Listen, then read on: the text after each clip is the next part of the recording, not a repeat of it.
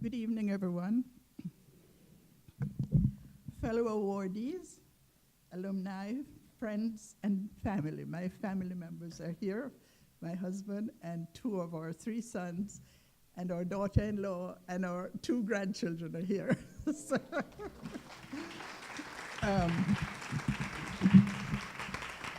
so first, I'd like to thank the committee for this award. Having retired from Bank Street 5 years ago, I was truly surprised and humbled, but deeply honored to receive the exciting news from Linda Ring. In 1989, I accepted President Joseph Schenker's invitation to join him in broadening and diversifying Bank Street's program and student populations using a continuing education approach. However, my connection to Bank Street actually began in the late 60s when I was an advisor one summer for the then school counseling program. And I was happy to hear that someone here had been in the school counseling program, right? It actually existed at Bank Street. Later, my connection continued as a parent of three sons in the School for Children, a trustee, and a LaGuardia Community College partner with Dr. Sylvia Ross in offering an American Sign Language program in the graduate school. From the beginning, I was inspired by Bank Street's mission that education could be a powerful source and force in creating a more humane society. Furthermore, the college's developmental framework has been quite effective with learners across diverse communities, especially when cultural competence is included. In my former continuing ed division, we utilized that framework in providing access and opportunities for new and diverse populations of children, youth, and adults. We saw evidences of success across our many programs, most of which served underserved and minority populations like, as you heard before, the Liberty Partnerships Program, Head Start, New Beginnings in Newark, and female inmates in the Bedford Hills Prison. And I know we have Margot Hammond is here from New Beginnings Program. And it's great to see her. And Elva Berger, my trusted assistant, is also here today. So I thank you all for coming. And do I see Alison there? Alison Overset from PACE, the Partnership for After School Education, is also here. I thank you all for coming. In my former continuing education division, we utilized that framework in providing access, as I told you before. In addition to all those programs, the division also provided other avenues for continuous learning, and one example was the long trips. During a 1995 board meeting, Carol B. Hillman, then the Alumni Associate Trustee, told me the fascinating story of the long trips. When we learned that Sal Vassalera's doctoral thesis was also on the long trips, we invited him to join our planning group.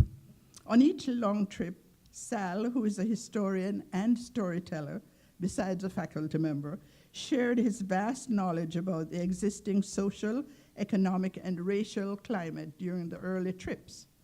We learned that Bank Street's founder, Lucy Sprague Mitchell, began the long trips in the 30s during a time of significant social reform. Mrs. Mitchell used these trips to expose teachers to experiential learning, new environments, and to enrich their teaching and personal experiences, as well as to move teachers out of their comfort zones. In Sal's study, the majority of interviewees from those early trips said that the long trips changed their lives forever. The trips ended in the 1950s, and Carol was interested in reviving them. I loved her vision. Our first trip in 1996 was participating in the famous Storytelling Festival in Asheville, North Carolina. Since that memorable trip, Carol and I have coordinated 17 long trips. Thank you. And now with Abby Curlin as the new coordinator, we recently completed our 18th trip to Alabama. Each trip has provided us with powerful cross-cultural learnings and opportunities to connect with new friends, environments, and with each other. Individuals join the long trips to keep connected to Bank Street, to continue learning, or to be part of a group experience. Each trip had a focus. However, there were many serendipitous opportunities, adding a heightened sense of pleasure and adventure for all of us. For example, we learned that Julie, our volunteer guide in Asheville, North Carolina, had attended Bank Street but lost her dissertation on the train and was too discouraged to complete her degree. Okay? We were compelled to change that unhappy story. We reconnected her to the appropriate faculty at Bank Street. Together, they developed a plan, and Julie marched during graduation the following year, and we were all there to cheer her on. And this happened time and again on almost every trip, something happened.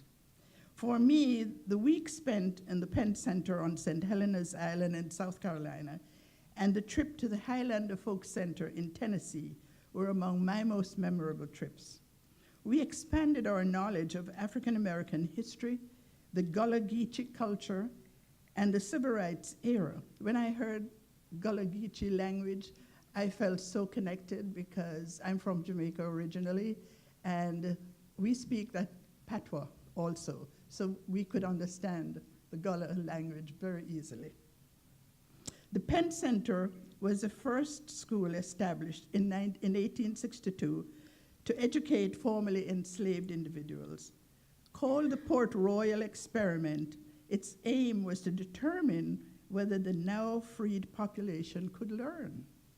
We were awed by the outstanding and skilled work of enslaved peoples as builders, carpenters, and artisans, evidenced throughout the cities we visited. At Tennessee's Highlander Center, we learned about the work on popular education, labor, civil and immigrants' rights, and empowering people for social action.